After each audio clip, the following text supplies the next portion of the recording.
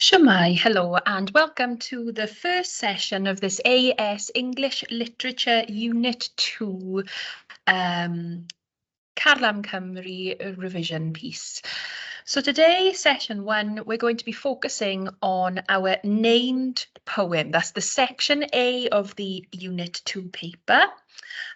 So please stay tuned and let's see if we can pick up some really good hints and tips as to how to tackle this first question in your Unit 2 poetry exam.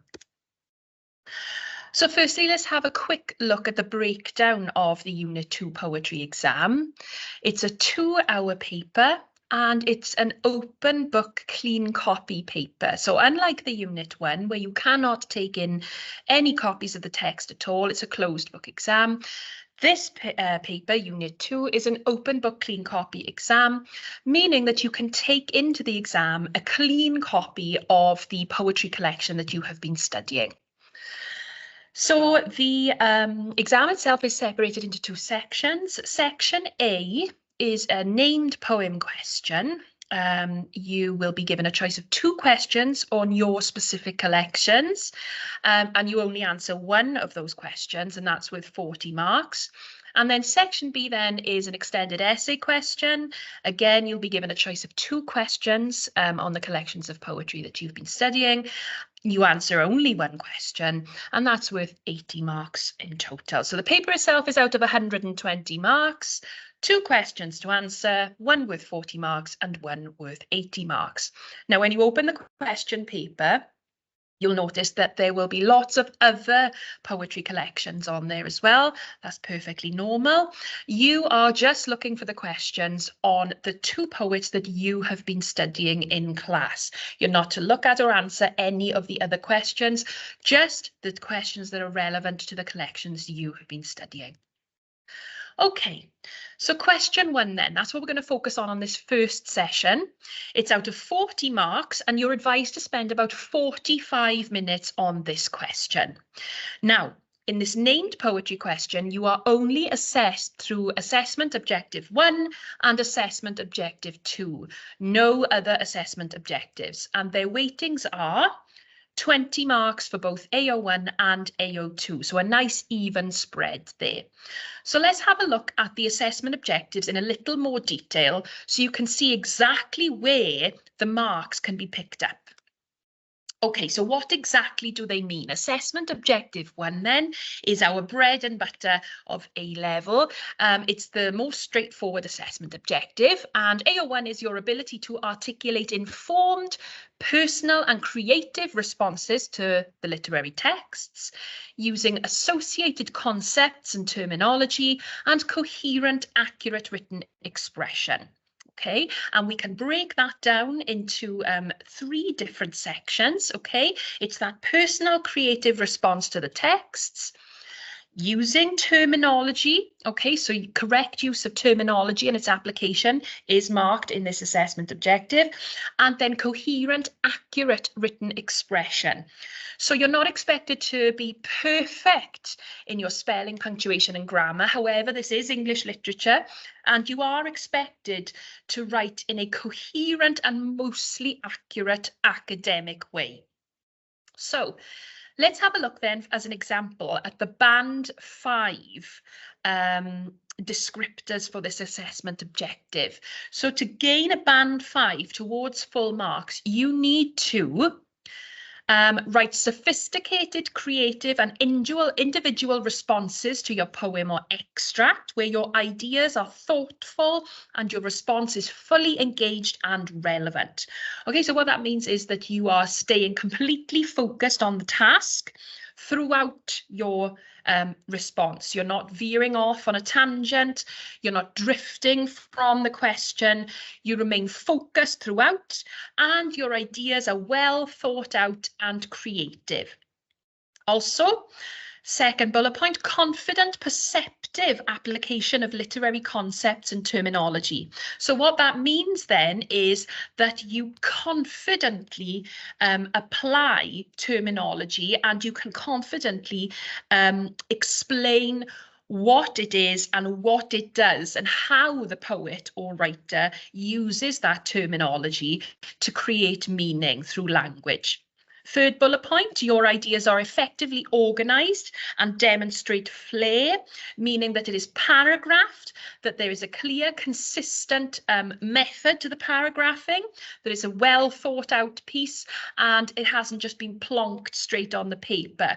What that also means as well, effectively organised, is that you have taken some time before writing the response to plan your ideas. Now, you may feel like you've got very little time to do this, when in actual fact, it is thoroughly and greatly encouraged that you spend at least 10 minutes at the start of this response just planning out your ideas before you actually go into writing the response itself.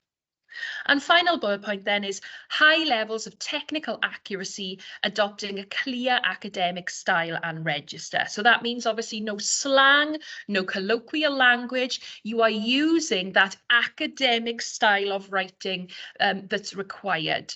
Essay style writing, nothing that you would, it has to be standard English, and it shouldn't be anything that is like conversational English. All right, let's look at assessment objective 2 then. Assessment objective was our construction of the piece. Assessment objective 2 then is analysing ways in which meanings are shaped in literary texts, 20 marks. So AO2 then, you're marked on your ability to analyse the language, form and structure, and how meaning is created by the poet or writer through those mediums. All right, again, let's have a little look at band 5 then for the breakdown of where those marks can be gained. You demonstrate perceptive, sophisticated analysis and evaluation of the writer's use of language and poetic techniques to create meaning.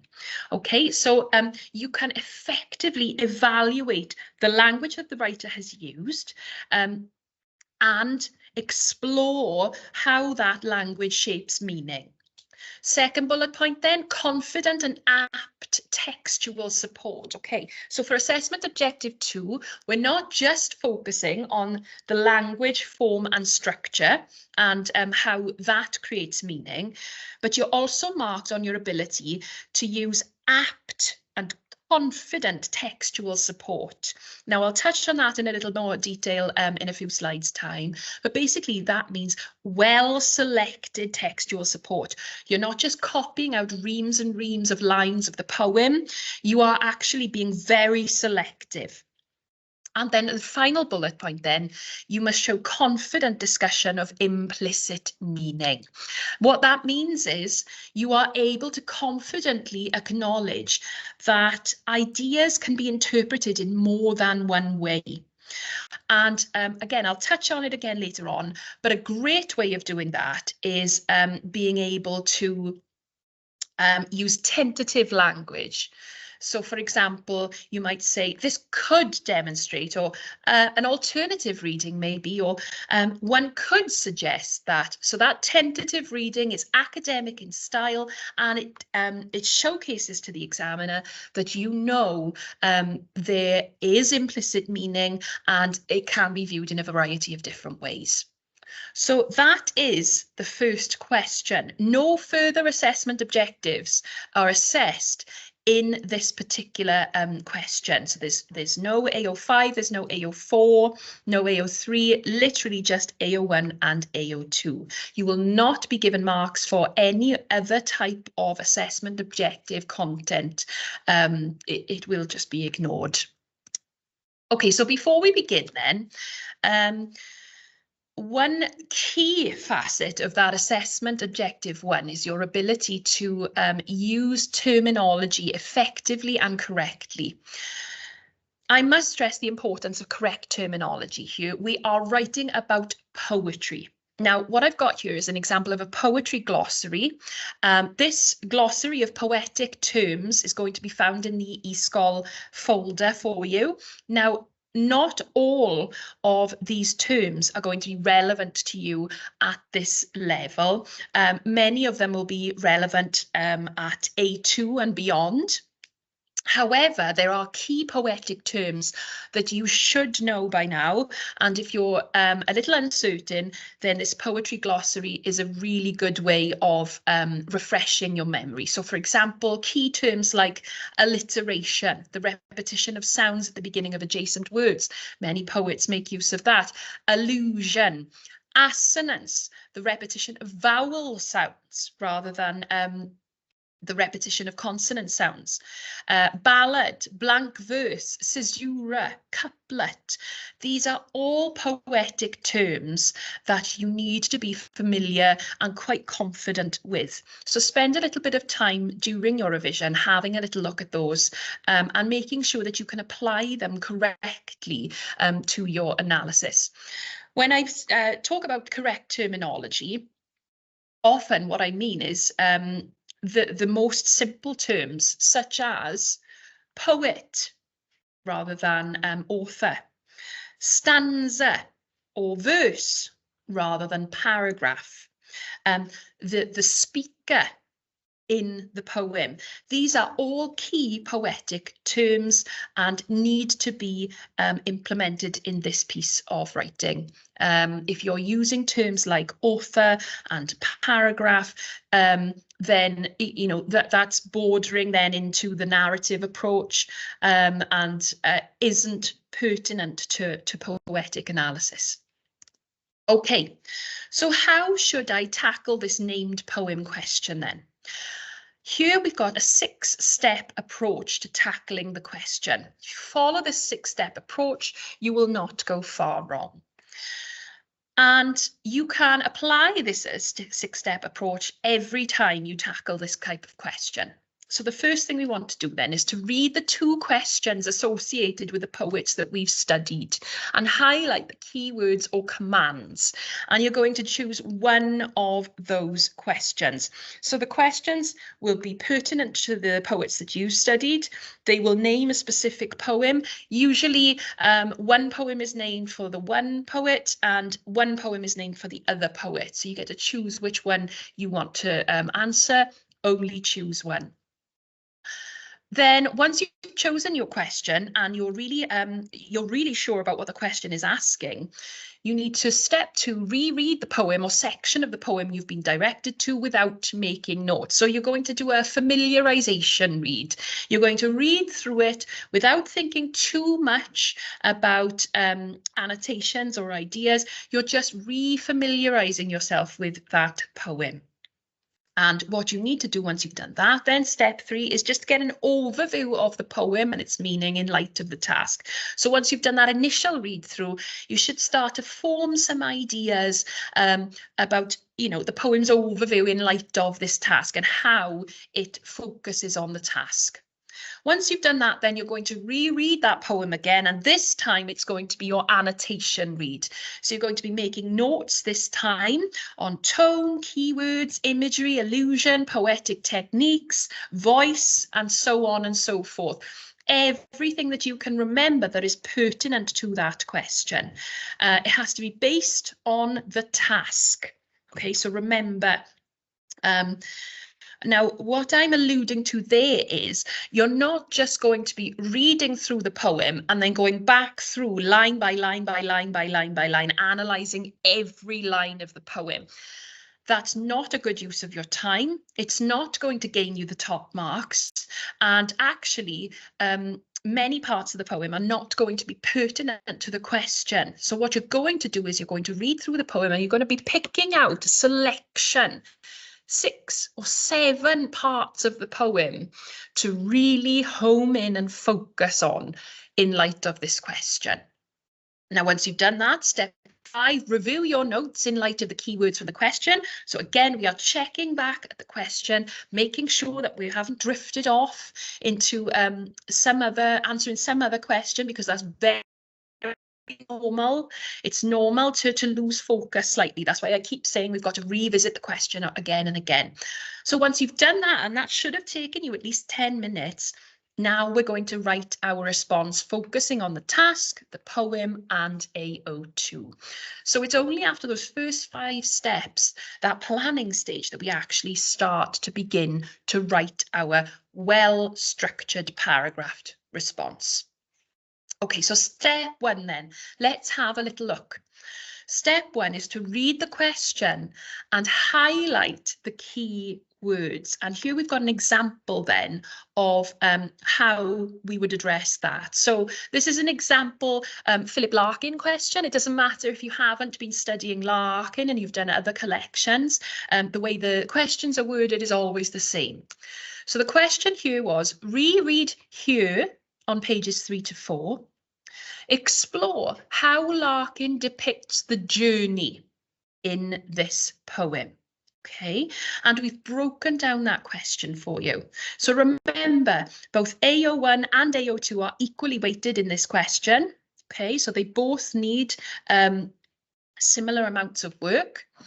The red highlighting shows you what poem it is that you're meant to be focusing on. The blue poem, the blue highlighting focuses the analysis. So you are going to explore how Larkin depicts, how Larkin shows and communicates. And then the final, one of the really important section of the question, the highlighting in purple, the journey. It's how Larkin depicts the journey. Okay, so that section of the question is meant to signpost you to avoid that line-by-line approach, 1, 2, 3, 4, 5. The fact that it says explore how Larkin depicts the journey means that they want you to focus on how the journey is presented. So you're going to be wanting to choose 5, 6, 7 sections, small sections to home in on.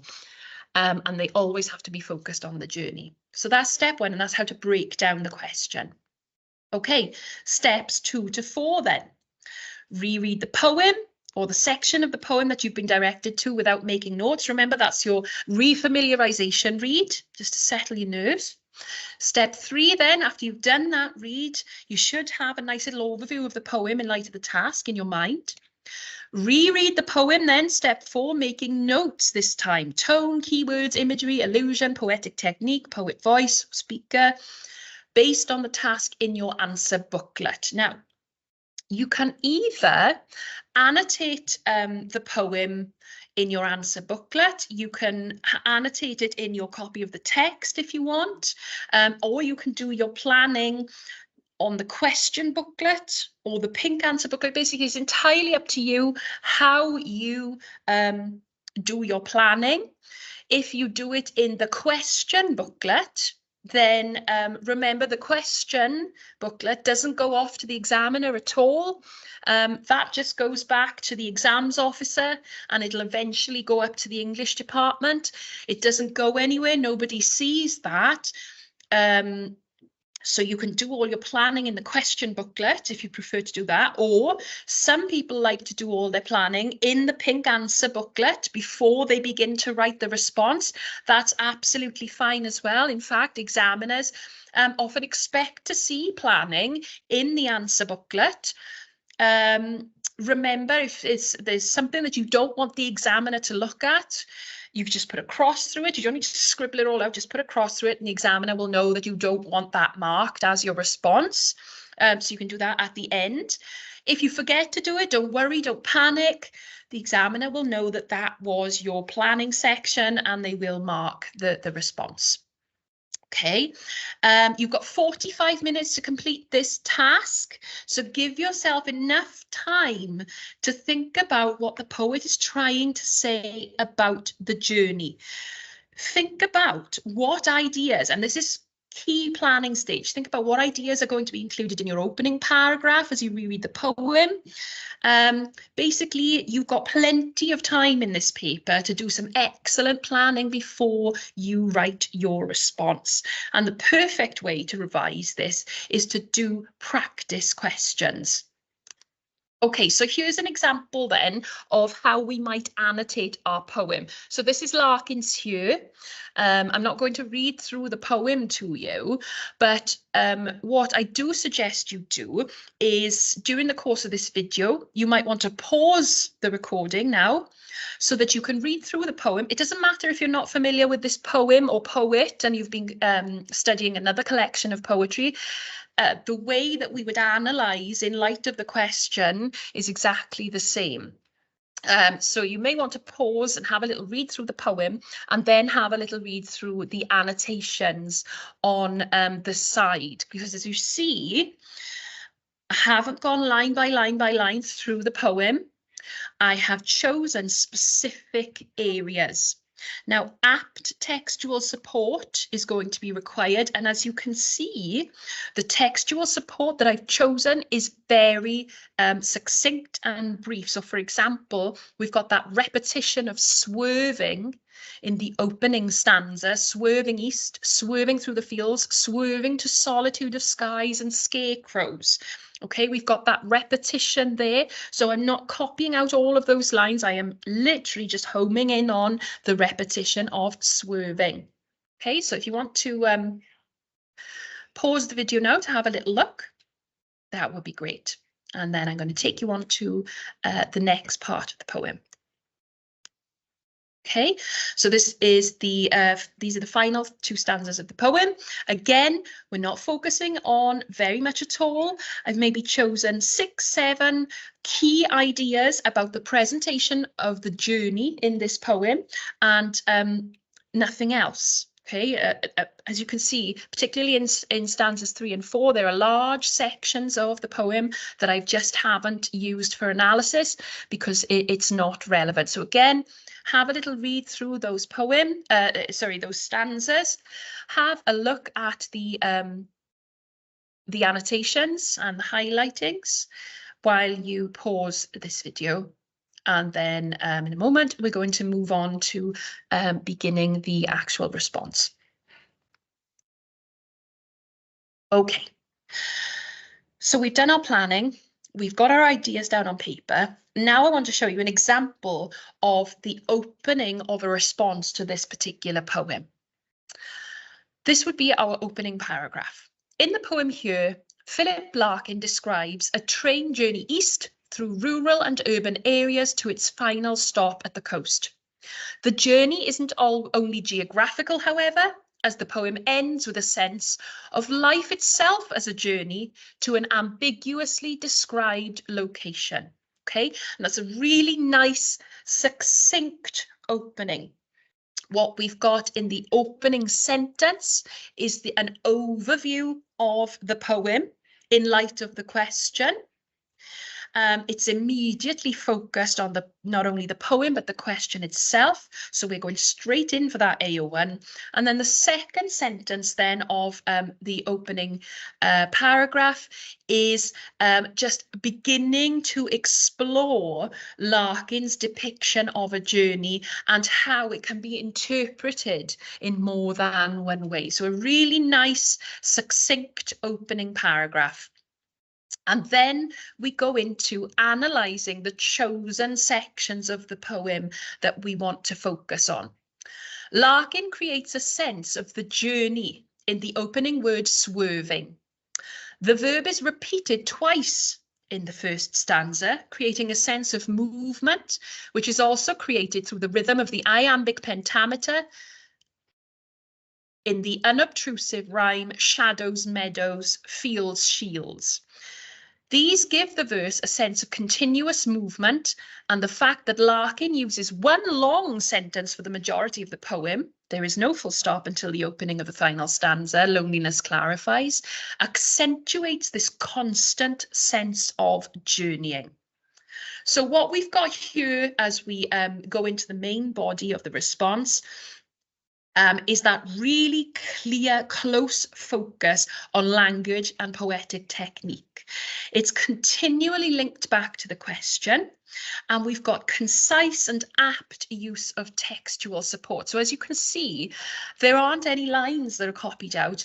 It is snippets and sections of particular lines. So we've just used swerving as that textual support. Then the unobtrusive rhyme, shadows, meadows, fields, shields, and then loneliness clarifies. And everything else is that analysis of the way language, form, and structure shapes meaning. Everything is always linked back to the question. And that is something that you need to really focus on. It's just to make sure that you don't drift off into just doing an analysis, a general analysis of the poem. If you're constantly keeping the question in your mind, then you're not going to do that. Then we continue the rest of the response. Larkin also uses close observations to create a sense of a journey. So again, look at the opening of this particular section of the response, bringing it back to the question once again. Noting the time of day, workmen at dawn, to the busyness of a large town and the fast shadowed wheat fields, creates a sense of time passing as the journey progresses. The listing of details in the first stanza with the sibilance of swerving to solitude of skies and scarecrows, haystacks, hares and pheasants' slow presence. The observations and the sound creates a relaxed atmosphere developed further as Larkin follows a monosyllabic line with the slower rhythm of the river's widening slow presence. In this, here, there is a sense of beauty, gold, shining. Okay, so as the annotations remind you, this response avoids going through the poem line by line, and it focuses on key points relating to the question. It is continually addressing AO2, exploring the way language and poetic techniques are used in relation to the question. And again, we've got that apt textual support, that purposeful use of poetic terminology to signpost where something has been used and then explore how the language shapes the meaning there. Okay, so again, if you want to pause this section of the recording to have a little look at this response, that would be great. This is in stark contrast to the next here as the train travels through a large town. There's more to observe here, but the language is very different in this urban landscape with its raw estates and dead straight miles. Even the desires which bring these people to the town are cheap, and the people themselves are cut price. There's perhaps a note of disdain in the descriptions here, with some regret that the urban, with its mortgaged, half-built edges, is slowly swallowing up the more valuable rural areas, where solitude and loneliness and a sense of peace can be found. Again, so we've got a really well-organised response, fairly well-developed argument there. It picks up on relevant details rather than a line-by-line approach. And it thinks more widely about the ideas which the poet is expressing through the depiction of a journey. Again, supported with that apt textual support, well chosen, and utilising that poetic terminology throughout. Okay, so that was a really good example of how you might approach this response. And I hope that it's shown you that you only have to select details relating to the question rather than analysing the poem from top to bottom, line by line. So to finish up then, let's think about some do's and don'ts for this named poetry practice, named poem practice, section A. Do start your response directly and relevantly. So have a little look back at the exemplar just to remind yourself how to do that. Give an overview of the poem in relation to the question. Make sure it's direct and relevant, because then you're signposting to the examiner that you are focused from the outset. Do look for patterns of language and imagery, particularly now when you're doing your initial readings, your planning stage readings. Look for patterns of language and imagery related to the question. Do make and support your points succinctly. Okay, so again, look back at the exemplar for examples of how to succinctly support your response with that apt textual evidence. Do use tentative language. Okay, this could suggest this may be the poet ascertaining. This could be, so you know, that tentative language again lends an academic register to your writing, and also signposts to the examiner that you're acknowledging that meaning can be alternative. Do use technical terminology to demonstrate the extent of your understanding. Okay, so if you know what has been used terminology-wise, put it in, but make sure that you're not just plonking the terms in. You have to do something with them. So instead of saying the poet has used alliteration here, that's no good. You would want to say the poet's use of alliteration exemplifies or demonstrates to us that. Okay, so you're literally showing that you know what's been used, but you're backing that up with exploration. Do take care with your expression. Remember to paragraph and remember to proofread your response once you've finished. And I cannot state this clearly enough. The temptation is once you have finished either this question or both questions, you just want to close your exam paper and push it away from you. You must go back, probably at the end of the paper, to read carefully through both responses. You will have made errors. That's just normal human behavior because you're rushing, you're wanting to get things down, but use that proofreading time as a time to edit your work and just to ensure that you are explaining things and exploring ideas in the way that you initially wanted to and the way that the question is asking you to. Don't answer the question that you want to answer the question that has been asked of you. Don't start at the first line of the poem or extract and work through line by line. If you've repeated that a few times, it's not going to give you good marks. It's not going to be a good use of your time and you're going to end up running out of time. Don't write descriptively or narratively about the poem. Being succinct is the key. You do not need to explain in reams of paper what is happening in the poem and rewriting it in story format. That's not going to gain you marks. Don't make extended or extensive chunked references to context. This is not going to get you any marks at all for this question. Remember, AO1 and AO2 are the only assessment objectives that are marked here. Don't use very long quotations or copy out large chunks of the texts. That's going to be a waste of time for you and it's not going to gain you marks. You have to be succinct, well chosen, apt textual support. And don't use technical terms descriptively and for their own sake. Touched on that a little bit earlier. You have to do something with the technical terms. Thank you very much, everybody. I hope you found some, if not all of that, useful, and I hope you picked up some good tips and ideas for how to begin your revision for this particular unit. There will be a second recording covering the extended essay section, section B of Unit 2, and I hope that you'll tune into that. Diolch yn fawr, thank you very much.